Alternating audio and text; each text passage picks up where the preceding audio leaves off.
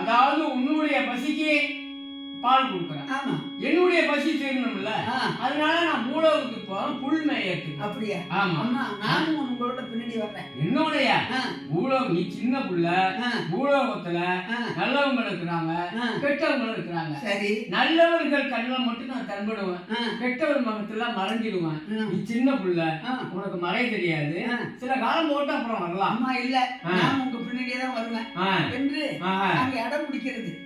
பிள்ளைகள் அடம் பிடித்தால் பெற்ற தாயுடைய மனம் இருக்காது.